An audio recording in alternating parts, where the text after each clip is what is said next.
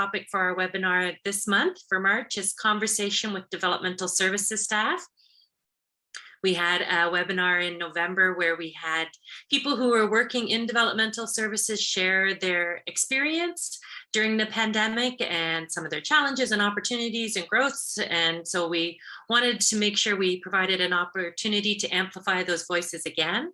So today we'll be talking mental health, roots, and gender diversity in developmental services. I'm sure something that many of you have some experience and thoughts about, and so we welcome this opportunity to hear from 4 other people who can share their, who are willing to share their experience and thoughts about their journey in developmental services with us today, and hopefully expand your knowledge and understanding on the topics that they share. So with that, I'm going to turn it over to Sue.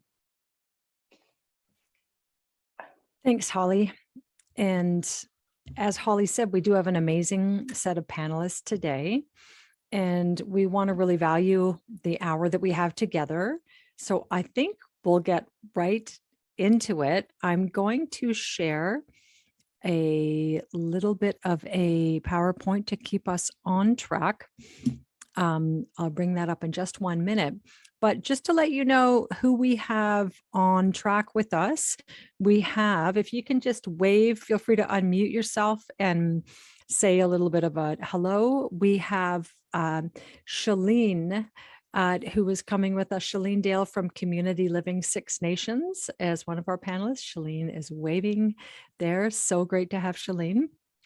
We have James Brendle from Community Living Kingston. James, if you can give a wave. James is another one of our panelists. There's James. We have Louri Snider, who is also joining us from North Hastings Community Integration. And then we have Ty McNally from way up in Thunder Bay, Community Living Thunder Bay. So we've got representation from all across the province, which I think is sort of exciting. So I'm going to be preparing right now just to share the way we're going to do our webinar today is each of these panelists is going to be answering a question. So we'll go around one after the other. Each of them will take a turn at answering this particular question around developmental services. And you'll get a chance to hear what everybody has to say. And then we would love to hear your thoughts. If you have questions for people, you're more than welcome to engage in that, but we will just move along through these 4 questions. So with that, it would be fantastic to jump right into the very first one. And the first question is basically, what's your current role in developmental services? And this came out really naturally when we were meeting before, because these are very passionate workers. What makes you passionate about your work? So we'll go through all of our panelists. So Shillene, can we turn it right over to you? Just introducing yourself, your current role, what makes you passionate about your work? Hi, Shillene. Hello. That just means hi, everybody. I'm gonna say a lot because I'm nervous, but so my role here at Community Living Six Nations is I am the cultural coordinator. So I take Indigenous culture and I teach across the board. So my biggest challenge in this role since the pandemic is we are an oral tradition. So it's more face-to-face and teaching in that method. So we don't really have written resources. So everything I've made, I have to sit down and transcribe things. I have clients that understand Indigenous languages better, so I have to rely on my background in that. But so what makes me passionate in this is the way I was brought up is through one of our teachings, and that is the Great Law. And with that, it comes to being well-rounded, and being well-rounded just for us means that your heart and your mind have to be open to everything. And there is no restrictions, just different skill sets and different ways to learn. And so with my programming and my packages, that's what it is. I pretty much just make packages based on lessons throughout Haudenosaunee culture, because that's what my background's in. That's it. Your mic's muted. It was muted. Thank you for sharing that, Shillene. And you also talked about, maybe you'll talk about it a little bit later in some of your other answers, about dealing with some of the realities of being on the reservation around running water, access to electricity, like equal resources. But it would be amazing to hear a little bit more about that context. Thank you so much for sharing that. You're incredible. You do incredible work. Why don't we go to our next panelist, and then we'll come back to Shillene with our next question. But next panelist we have is James Brendle. James, can you share a little bit about your current role? What makes you passionate in your work, in your role? Certainly, yes. So I'm James. As Sue mentioned, I work for Community Living Kingston in the Community Services division for a sub-program called Compass.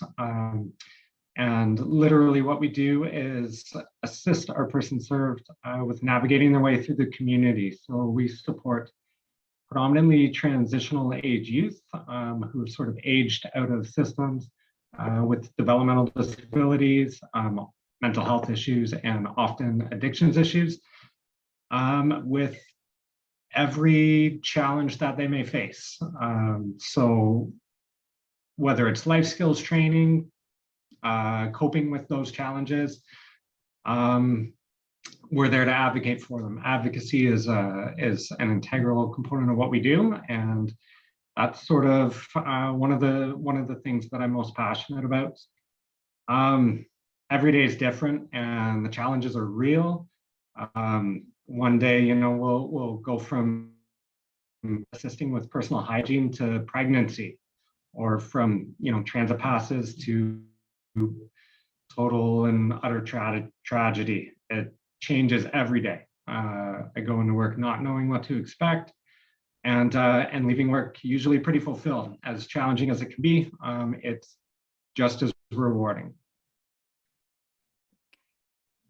Wow, from personal hygiene to pregnancy. Yeah, that's sort of what's the range in a nutshell. You also are incredible, and thank you. Really inspirational. Thanks, James. So we'll come back to you with the next question. Next on our panel, we have Louri Snider. And Louri, can you share a little bit about your current role? What makes you passionate in the work you do? Yes, for sure. I'm an independent living facilitator at North Hastings Community Integration. So I work the front line. I'm passionate about inclusion, kindness, mental well-being. Before the pandemic started, my son struggled with mental illness for 19 months. He lost his battle on May 5th during Mental Health Awareness Week to suicide. So it's a lot of where my passion has come from, a lot of new learning. I always was passionate about inclusion, but I believe inclusion and mental health go hand in hand. Inclusion not only has a positive effect on mental well-being for the people we support, but as well as us as employees. I truly believe every life matters. Everyone deserves to live a fulfilled life and as fully participating citizens. I strive daily to practice kindness, inspire inclusivity, and spread mental health awareness. It's my goal to help end the stigma, keeping people from living the healthy life they deserve. So needless to say, I love my job where I get to get paid every day to do just that. Oh, thank you. And Louri, I don't know if you noticed in the chat function, there's messages coming in saying thank you so much for sharing about your tragic loss. And Louri, as our panel's been meeting preparing for this, and Louri's been sharing her story about that and really kind of spotlighting the importance of us in developmental services as developmental service workers as whole beings, right? So like Shillene might mention talking about running water access on reserves, and James talking about, hygiene to pregnancy. And then Louri's talking about the reality of living life as a mom and what you went through with losing Mark. And your resilience and your beauty and your kindness like really shows how Mark's life is helping to bring light to others. And thank you so much. I almost tear up every time you tell me that. Like it really brings the beauty that you're bringing to other people and how three-dimensional we are, right? Oh, thank you. So we'll come back to Louri with our next question. Next to get in is Ty. Super exciting having Ty from up in Community Living Thunder Bay. Ty, welcome. Hi, so my name's Ty. I work up in Community Living Thunder Bay. I work in group living currently, and I also am a student at Confederation College finishing the SSW program. What makes me passionate is just the small things. I really like to cherish the little things in every day.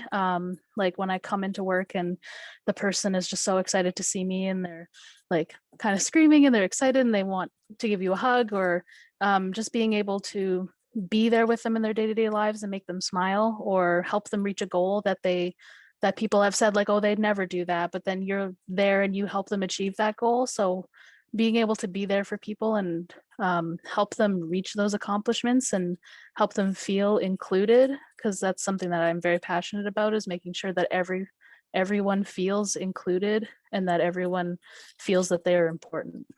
And I also wanted to say to the other panelists, I feel so grateful to be a part of this and that you all have amazing stories and you all do a lot of hard work in where you are, and your work is very appreciated. Okay, can anybody handle the love coming through this panel? Ty, that is so beautiful. And I really wish we all had cat headphones. I think it would make life better if we all had cat headphones, but I love the humor. It really does. Makes it amazing. And no, that's amazing, Ty. Thank you. And it's also palpable how you're talking about wanting to make sure that everybody feels included, and it's beautiful. Okay, let's go to our next question to make sure we hit everything we want to hit. So we'll be going to Shillene in just a moment. We'll go in that same order: Shillene, James, Louri, and Ty.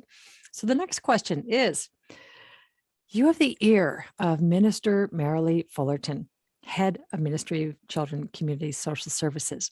It's a snowstorm. You're out there, you're working in the community, doing what you're doing as an amazing developmental services worker. And suddenly there's a snowstorm, car gets stranded in the snow. The person comes up, can you help me?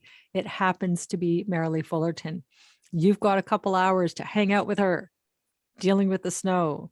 What do you want her to know about what you think developmental services staff need? So here's our next question. Let's go through the order. You've got the ear of the minister. What's your big message? Shillene, can we start with you again? Same as before. Is this one is a hard one to ask, just because the answer is kind of varying for everybody. But I think that the common consensus was the pay inequity.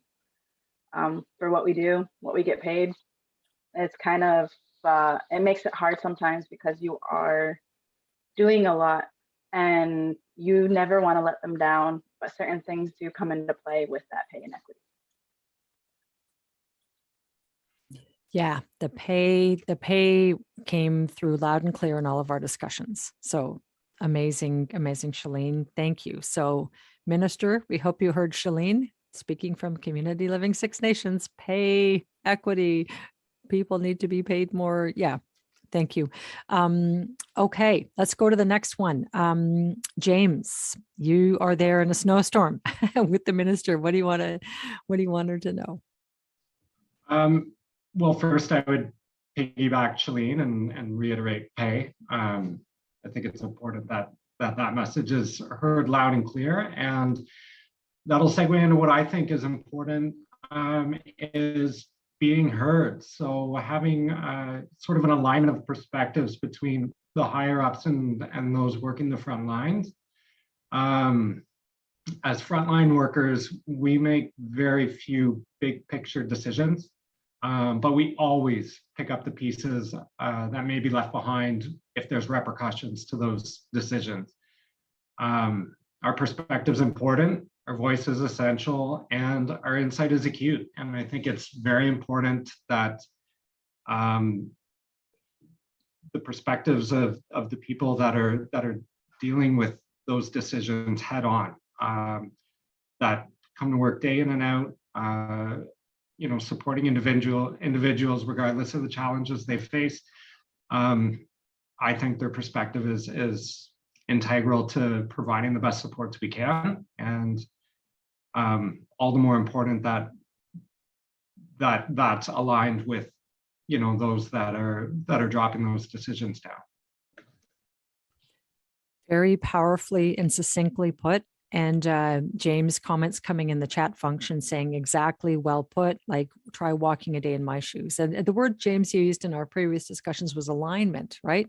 With what the big picture decisions are, that the system decisions and how it kind of filters down to, like you said, frontline staff picking up the pieces. Very well put. Thank you. Amazing. Louri, can we go to you for your answer on that one? Just basically, there you are. It's a snowstorm. You're there with the minister dealing with the snow. What do you want her to know about developmental services staff?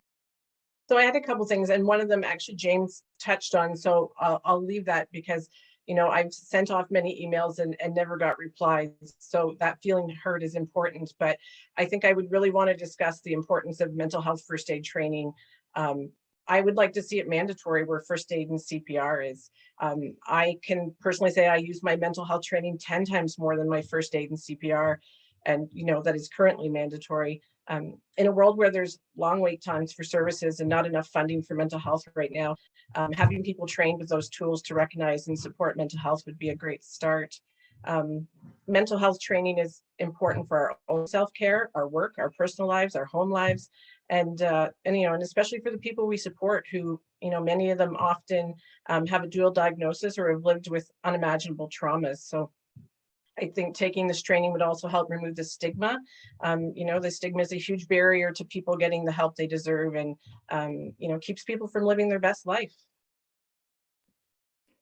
Very well put. And same thing, Louri. Nancy Grenier is just saying absolutely your point about mental health training is used like more than CPR, right? And first aid training. So very, very, very well put. And thanks for being so succinct. Yeah, you're getting a number of comments there that it's been overlooked for so long. And the work that frontline developmental services do is it's so human. Like you're using yourself. It's not like we're counting widgets on a factory line. It's your personal being, which mental health is a part of that. Thank you, Louri. We'll come back to you guys. Ty, let's go to you. So Ty, there you are. You probably get a lot of snow in Thunder Bay. You're there with the minister for quite a while. So what are you going to say to the minister?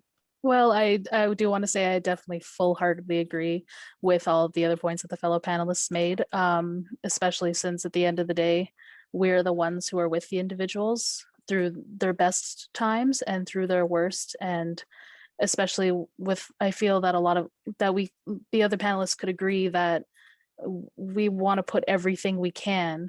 And especially with this pandemic, you still want to, but it's getting exhausting to pour all of your passion in, and having these issues of no pay equity and not being heard, and there not being the mental health training there. But then also to add to that, something that I feel is very important is that I wish the ministry would acknowledge and embrace neurodiverse employees within the agencies across Ontario, because there are a lot of us that have our own mental health issues, have our own disabilities, be it physical or whatnot. And I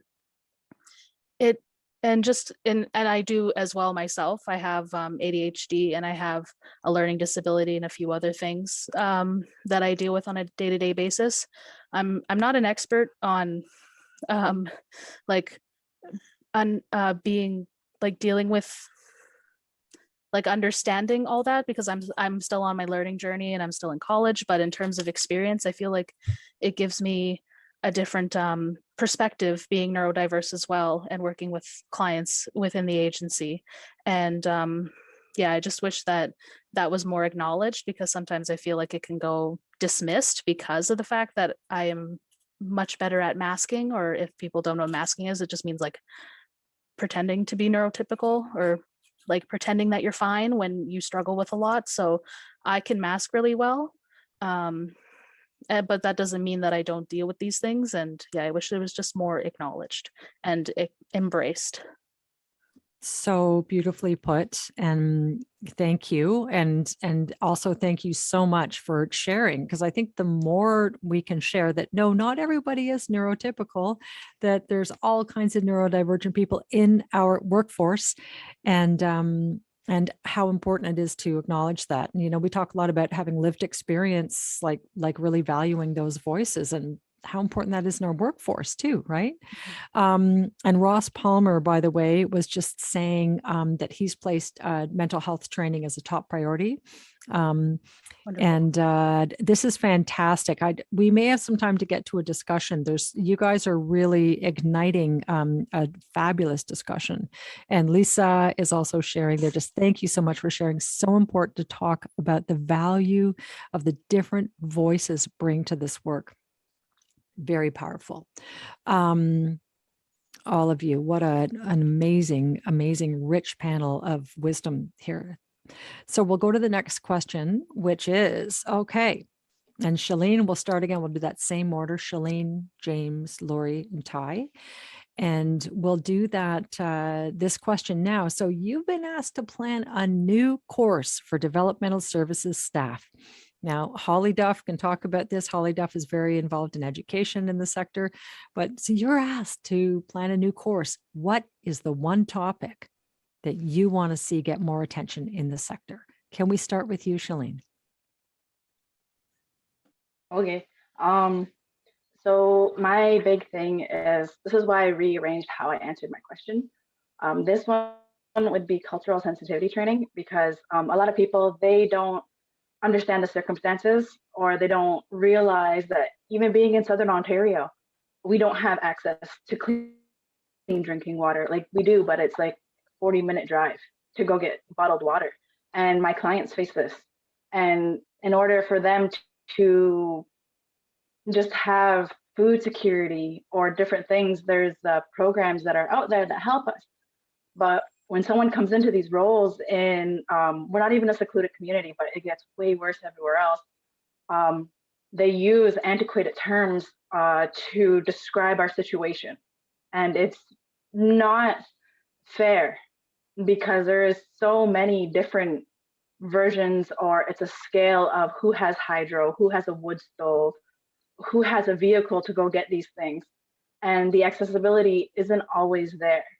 So I think that in order to have a full understanding and to be able to embrace and help our clients excel, that we need to have that diversity training, so that it's not the language that's being used, whether it is the physical representation or the way that families interpret how a message is being conveyed.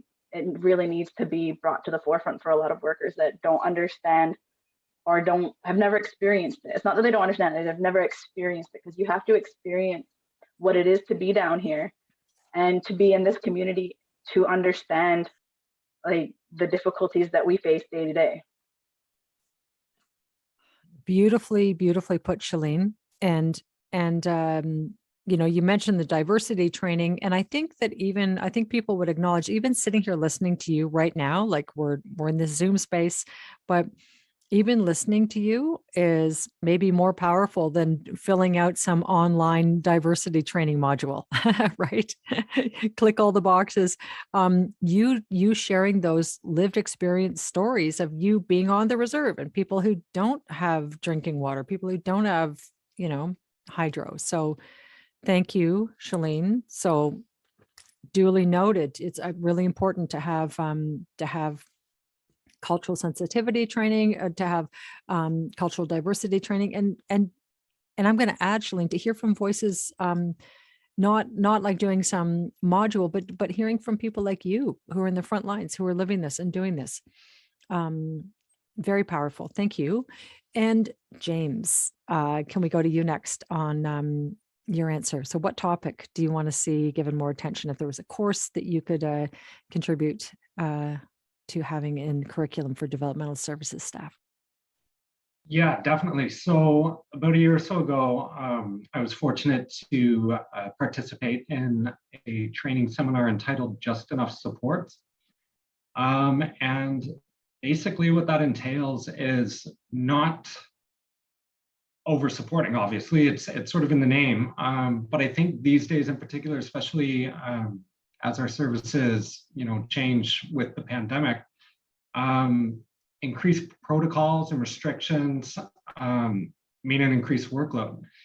And people are tired, and there's a tendency to sort of do what's quickest and what's easiest. And I mean, that can pertain to personal care, that can pertain to what I do in community services, sort of navigating through community supports.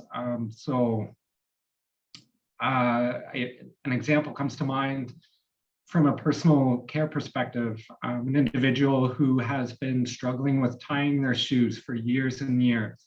You're supporting, 3 other people, and you need to get to where you're going. And yeah, it's going to be a lot easier to just tie their shoes for them. It'll be quicker, it'll be easier, but that's not necessarily what's best for the individual, especially if this is something that they've been working towards for a long time.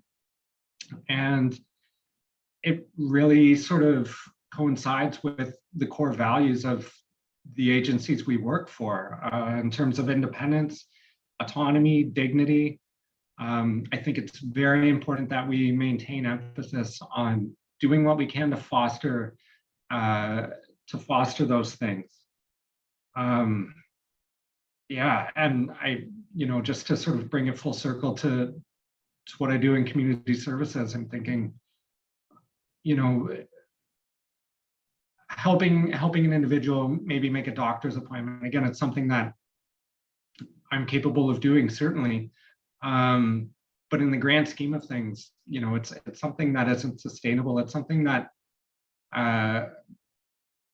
we're trying to teach, and just that focus on making sure that we're still holding people accountable and working towards goals, even if it's going to be more difficult or time consuming. I think it's important that stays on our minds.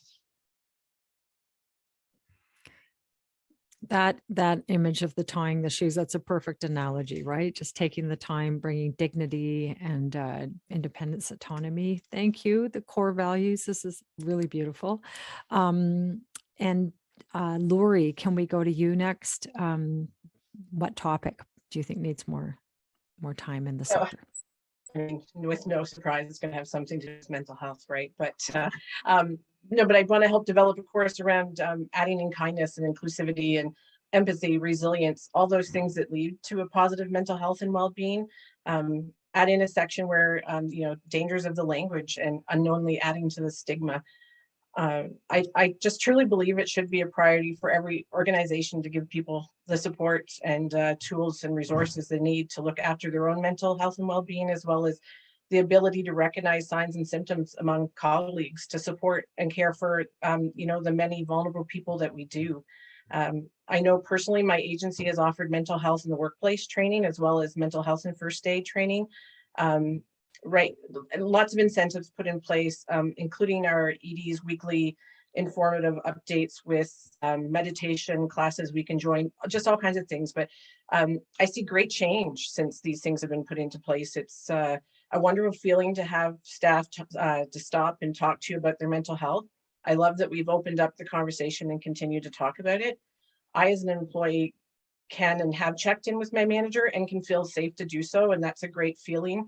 I know one experience in particular, after I came back to work after losing my son, there was a day that I needed a moment, and I reached out to her, and right away it was, what can I do for you? And And there was a support staff come to where I was working, and I was able to go for a walk, and that was good. And I was able to come back, and I shared with her afterwards, it's the small things like that that are huge to everybody's well-being, to know that they can do that without judgment. I also just want to share a quick story. Like, since I've started advocating for mental health so much and training, it really has made an effect as, looking at things with a new lens as well.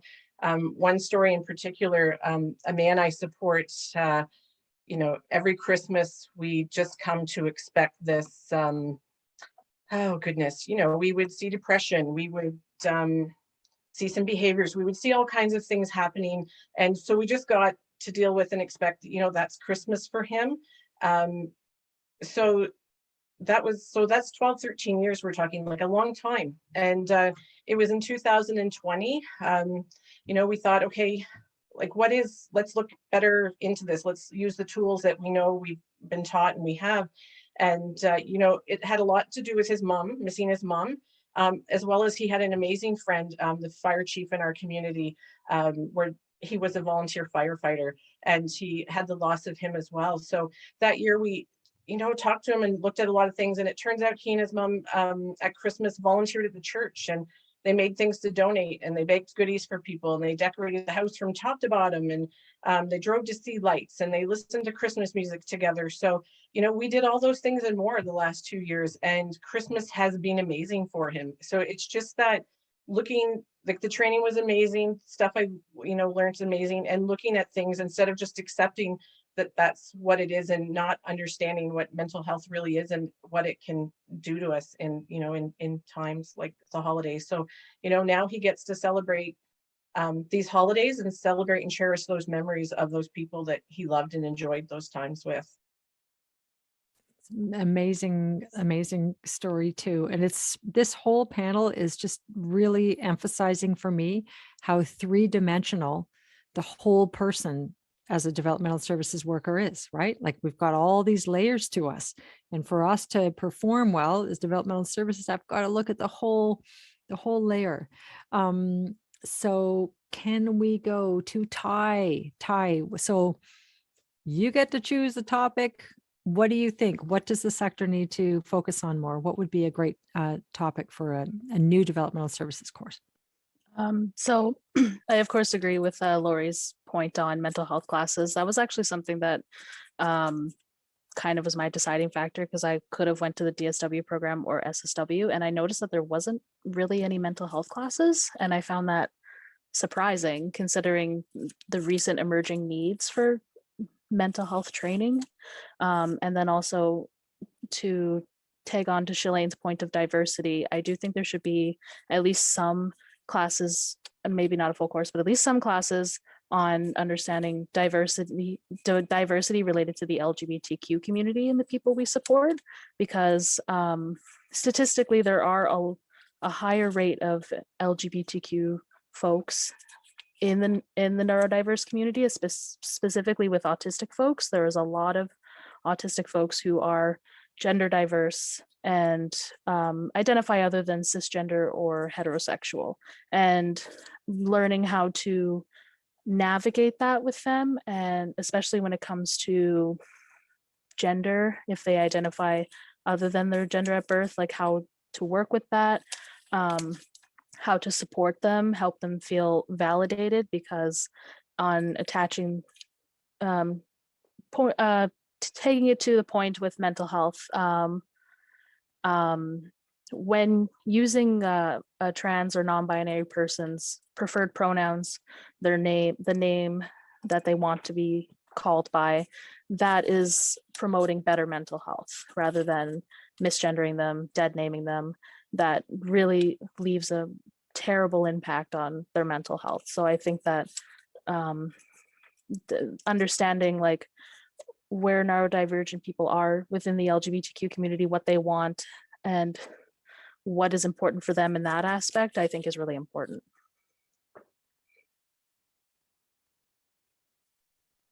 Thank you. And there's also comments coming in the chat saying, thank you for sharing that. I didn't know that. So you're already educating people with this. It's beautiful and super important. Super important. Okay, we're going to go to our final question. And there's just so much information in here. I'm so glad that this is being recorded so we can go back and watch the amazing things you've said. It shows the wisdom of our developmental services staff. So the final question, again, same order, we'll go Shillene, James, Louri, and Ty. So first, Shillene, you're first. So what's one way you've had to get creative yourself and to stay as positive as yourself while delivering services during COVID? Answer this in any way you want. So let's go Shillene first. To stay positive during this time, I focused a lot of my energy on making everything accessible because I wanted them to feel included. I didn't want them to ever feel that because of the situation we're in, that they didn't have access to me or my services.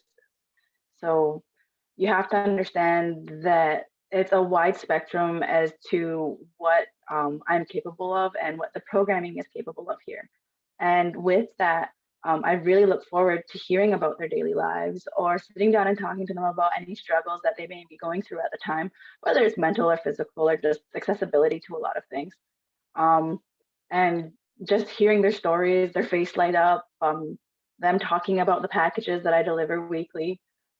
That's how I stay positive because we're all in these bubbles and it's not just those who are have that family structure. There's other people who don't have the family structure in order to feel like they're supported or to feel like they're not being lost in the crowd. So that's where my main focus is. Like, it sounds really like it's so corny, but my Thursdays, I always look forward to hearing about what they liked or what they had troubles with. And it seriously just puts a smile on my face. Like all of Friday, I can't stop thinking about different stories or different things they got into. And that's how how mentally that I can sustain being positive and looking forward to how to incorporate different parts of what their likes are into my programming. It just shows how genuine and authentic you are, Shillene, and just how like it's, and I know that when we first talked, you know, like your emphasis was all on looking after like or supporting other people rather than yourself, and just it shows what a generous and giving person you are and how amazing that those interactions sound beautiful. Why don't we go to James? Make sure that we get everybody in here. James, so over to you. What's the way you've stayed creative, positive during the pandemic, delivering services? Yeah, so I was trying to find a place in the panel to speak to this. What I think is as important as it is to talk about how we remain positive, I wanted to acknowledge the struggle. It's been difficult, and to be honest, you know, the ways that I stay positive are by accessing my EAP. Like I'm fortunate enough to have access to an EAP. Medication, what have you, like it's a daily struggle. That being said, staying positive has required a fair amount of creativity, especially during the pandemic times. And one example that came to mind, and I mentioned this when we were meeting before the webinar here, was that with the staff shortages due to the pandemic, our staff grocery budget hasn't fortunately changed. So one way that we've sort of pivoted was to cook weekly meals and go out and deliver them to the people we support, which has proven to be a great way to connect with those that are otherwise sometimes difficult to connect with, while obviously providing a service that is essential. You know, eating during otherwise very difficult times is of course quite essential. And you know, just focusing on creating an environment outside of work that has fostered positivity. So I make a point, personally, I make a point of spending half an hour every day when I get home from work on my own personal wellness. So for me, that means taking my dogs for a walk. For someone else, it might mean something else entirely different. And I just wanted to emphasize what I've found to be the importance of that. You know, it makes getting from one day to the next, especially when things are more challenging, all the more easy. And I love how you're, again, authentic, genuine, transparent. I think that's the key. And thank you so much. And yeah, it's you know, we had an additional little line in that question. Is like, you know, how have you had to get creative to stay positive during the pandemic? And then the other line that we have was knowing that it's okay to be human, that we're going through struggles. So thanks for highlighting that. And then Louri, can we go to you? Yeah. So I've stayed positive by practicing kindness, inspiring inclusivity, and spreading mental health awareness. My family, after I lost my son, started an organization. So we do a lot of kindness moves programs in the school, a lot of mental health awareness, speaking at schools. So a lot of stuff like that we get to do together and heal together. But I also share that at work. And I believe sharing that, those kindness things, whether it's the men I'm supporting, we're going through the drive-through and we pay for the coffee behind us, right? Those things I believe, you know, keep us inspired and hopeful.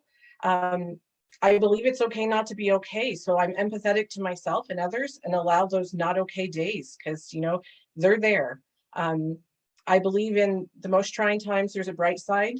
And for myself, I've, you know, found some positives during the pandemic, like, you know, for the people we support, the opportunities and skills introduced through technology, the, you know, the different, we were able to still keep people connected through the community with tea times with different people from different organizations and different, the fire hall and, just many different things. It's been an amazing experience.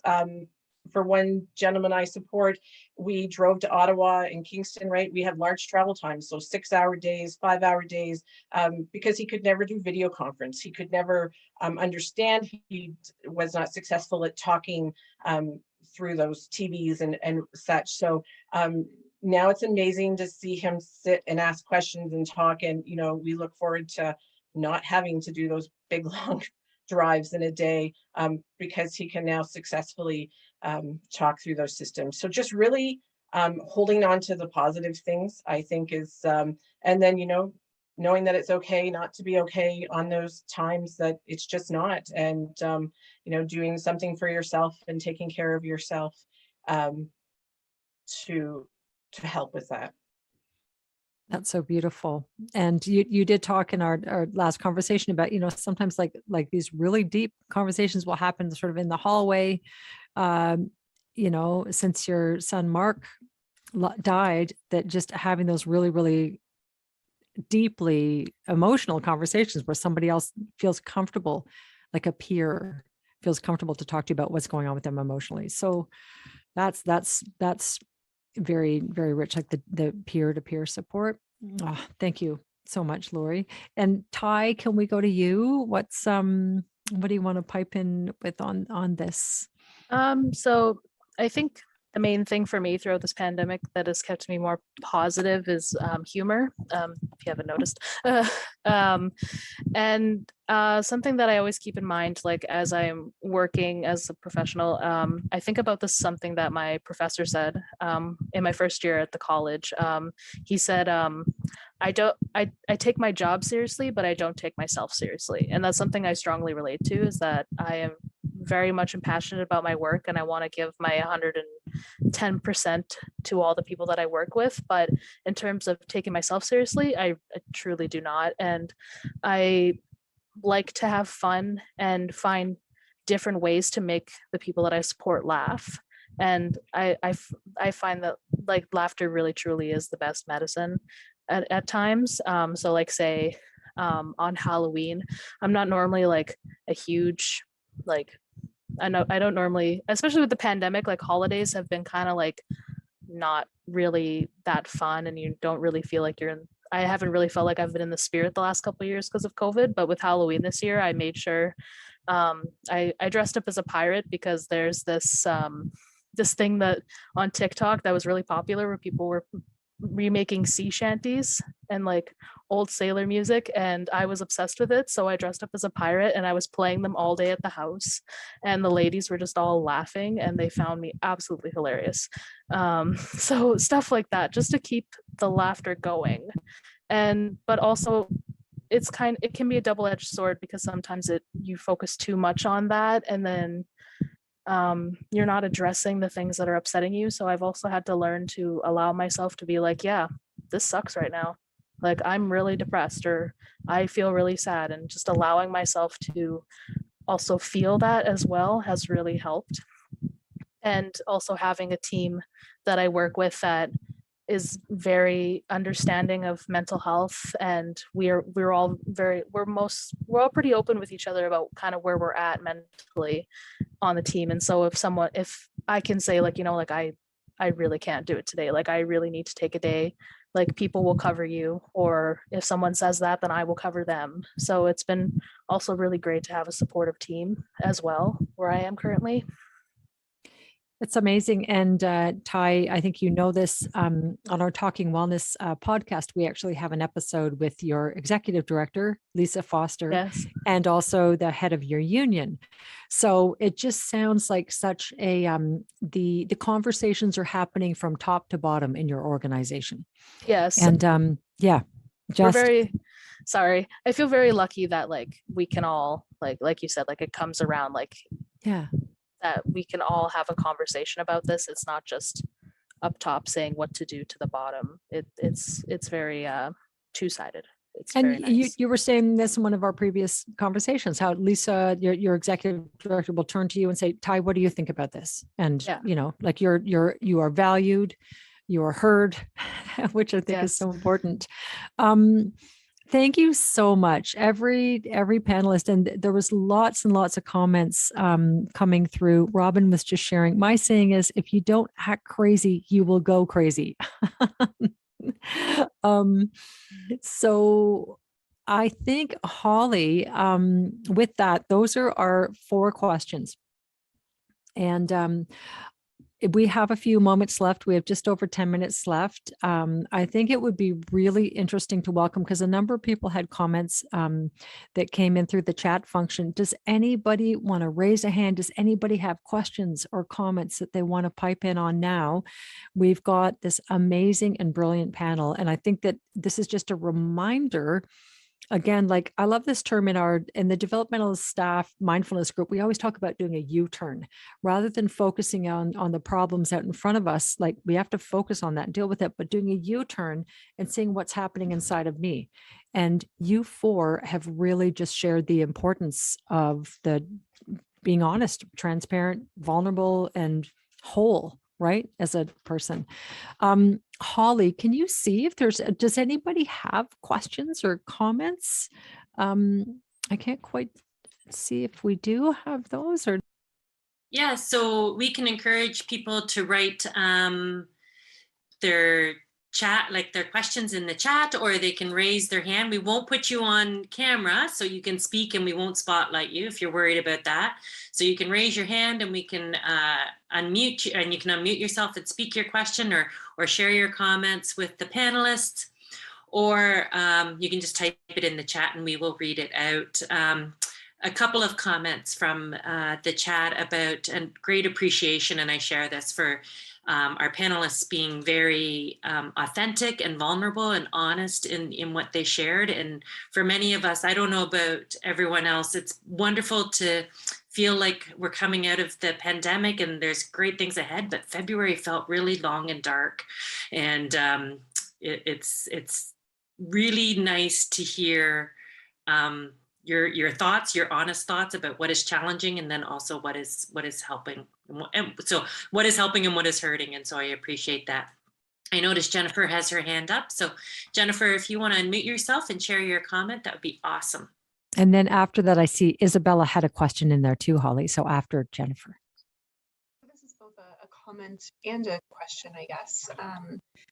Obviously, the the burnout and the mental toll that this pandemic has had on employees has been just, yeah, I don't need to speak to you guys. You know exactly what that has been like. And one thing that we have learned to be very mindful of in honoring staff and employees through this time is, yes, it means something to have like an appreciation basket or appreciation day for employees, but truly listening to employees and seeing what they need from us, making sure that our expressions of appreciation are really personalized, instead of just sending out a generic letter to all employees saying, thank you for all your hard services. Actually having managers address employees specifically, outlining their strengths and their specific contributions has gone like so far. The other thing that we have done to just kind of raise positivity in our organization, and I know this might not be possible for everyone, but there was a particular group of employees that had been through quite a bit of loss and stress, and our manager said, what can we do about this? And we were able to give all of them a free day off. It didn't count towards their vacation or sick time or anything like that. And we had so many employees that said, we've appreciated the sentiments of support and the gift baskets, the meals, but having an actual day off has been the greatest gift. I had, one staff that was quite weepy about that. And so, yeah, just making sure that our efforts to support staff have been really intentional and personal. So I guess my question along there is like, how are other people doing that within their organization or within their staff teams so that your expression of support isn't just, you're doing a great job. We've been hearing that so often through the last 2 years, and they're meaningful, but how does it really resonate with staff in a way that they can feel that appreciation of support? Great. And Holly, shall we direct that to our panelists? And then Holly, there might be another couple of questions. Do you guys want to answer Jennifer's question? Does anybody want to pipe in, put your hand up on any of our panelists? Shillene, James, Louri, Ty. What do you think is a meaningful way to acknowledge? I think Ty's unmuting. Yeah. Maybe this is just a small thing, but I think the one thing that I've been really appreciative of during this pandemic, especially when it comes to mental health and just feeling burnt out and exhausted, is that my manager specifically, she'll talk to each of one of us quite regularly, at least once every 2 weeks or so. And then she's willing to, she'll check in with you, and she's willing to listen to you. Like if you're saying if I'm saying hey, I'm really having a rough time right now. So even just something simple as that is, if the managers have the time, of course, just listening to your staff and hearing where they are and seeing what can be done to help them. I think that is really important, because like I said, I value the little things. So for me, just having someone to hear what is on my mind and what's going on is really important. Awesome. Thank you, Ty. That was great. We have a question from Isabella, and then we'll go to Matt. If the panelists would have, do any of the panelists have any thoughts? We've all acknowledged the staffing crisis. Do any of the panelists have thoughts on maybe how we can attract more people to the sector?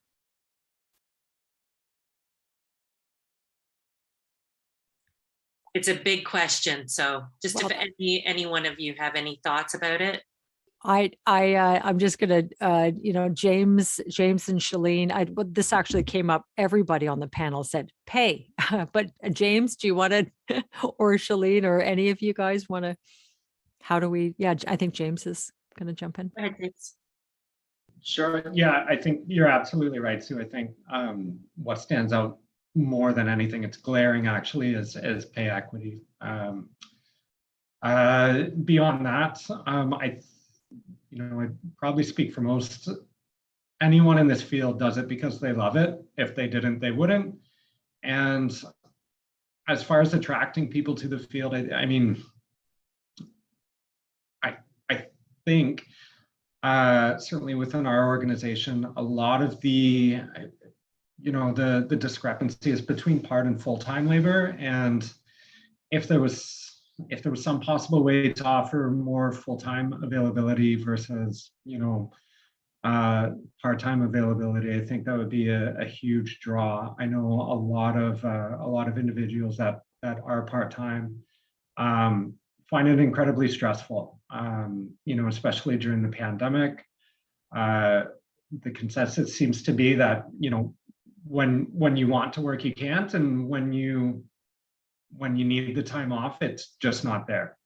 And I don't think that's sustainable. I know it's a big picture issue, but I think it's again, like I'd alluded to in the second question there, I think it's one of those things where, the voice and the perspective of the frontline needs to be heard on this matter.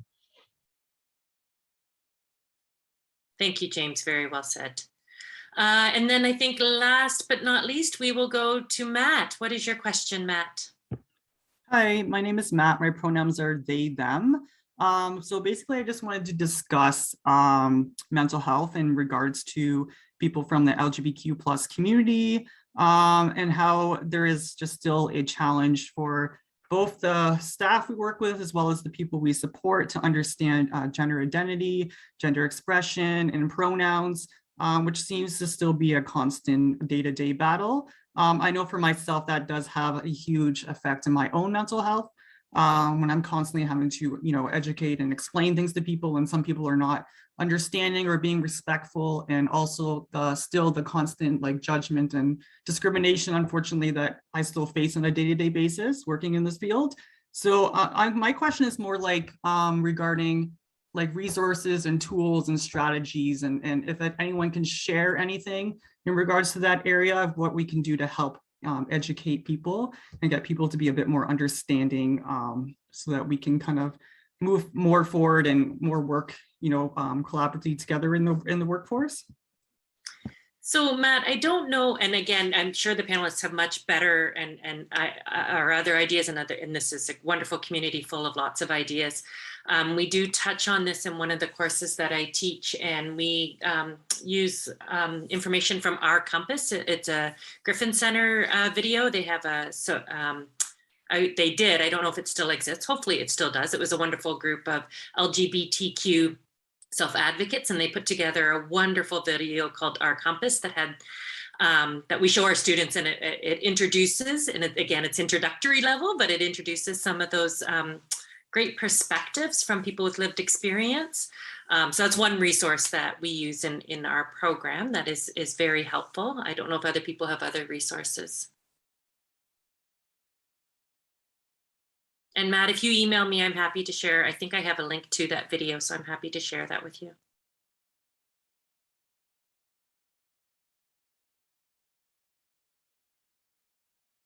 All right, I don't see any other. So this tells me that there is a vacuum of resources available on this topic, and it's definitely something we need to find, develop, create more resources on.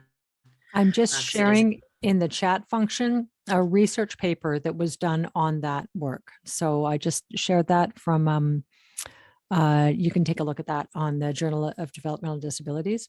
Maybe it can help lead. Matt, you're certainly picking up on Ty's wish for, for there to be a course, but I see, Holly, we're almost at 2 o'clock.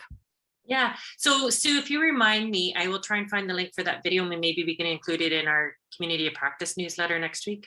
Yeah. All right, I know we use the video. I think it's available publicly. It's not just through our library. All right, I'll turn it back to you, Sue, to close this off. Well, a massive thank you to everyone. Holly, thanks for helping with the questions there. That was great to get other people's voices into the questions there. But Shillene, Ty, James, and Louri, just on behalf of all of us working in the sector, thank you for really being personal and vulnerable, and reminding us of how important it is to look at the whole person, and to acknowledge all of the things that you've just highlighted around what developmental services staff need to thrive, because it's critical, it's important, and you were so incredibly wise in your words. So thank you so much. I see we're right at 2 o'clock. Lots of positive feedback to all those panelists. So this will be available. This panel has been recorded, so it will be available. And like Holly said, we'll share this stuff out in in our upcoming updates. Thank you so much, all of you. What an incredible panel. I feel very touched and awake and alive from all of your comments. Thank you everyone so much. Oh, there you